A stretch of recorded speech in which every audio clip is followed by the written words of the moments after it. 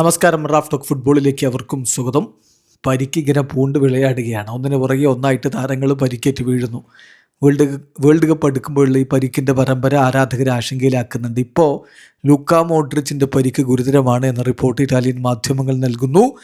അദ്ദേഹം വരും മണിക്കൂറുകളിൽ തന്നെ ശസ്ത്രക്രിയയ്ക്ക് വിധേയനാകും. It's over for Luka Modric. ഈ സീസണിൽ അദ്ദേഹം ഇനി കളിക്കില്ല, റൂൾഡ് ഔട്ട് ആയിരിക്കുന്നു.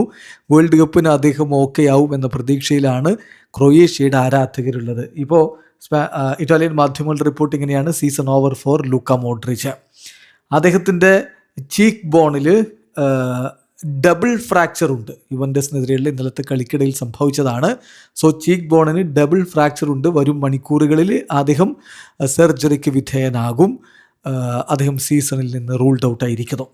ഫാബ്രിസിയോ റൊമാനോ മറ്റൊരു ഇറ്റാലിയൻ ജേർണലിസ്റ്റാണ്. അദ്ദേഹം റിപ്പോർട്ട് ചെയ്യുന്നത് Luka Modric has suffered a double fracture of his cheek bone against Juventus yesterday.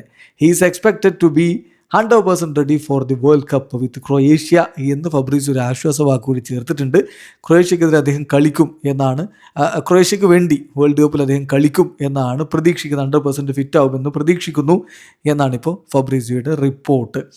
ഏതായാലും AC മിലാനുമായിട്ട് ഇന്നലെ യുവൻറ്റസ് കളിക്കുമ്പോഴാണ് AC മിലാൻ്റെ സൂപ്പർ താരമായ ലൂക്ക മോഡ്രിച്ചിന് പരിക്ക് പറ്റിയിരിക്കുന്നത്. മിലാൻ ഇപ്പോൾ 34 കളി 67 പോയിൻറ്റുമായിട്ട് സീരിയയിൽ 3-ാം സ്ഥാനത്താണ്. സീസണിലെ ബാക്കി മത്സരങ്ങളിൽ അവരുടെ സുപ്രധാന താരങ്ങളിൽ ഒരാൾ, വെറ്ററൻ താരം ലൂക്ക മോഡ്രിച്ച് ഉണ്ടാവില്ല. വീഡിയോ അവസാനിക്കുന്നു. ഫുട്ബോൾ ലോകത്തെ കൂടുതൽ വിശേഷങ്ങളുമായി റാഫ് ടോക്സ് വീണ്ടും എത്താം.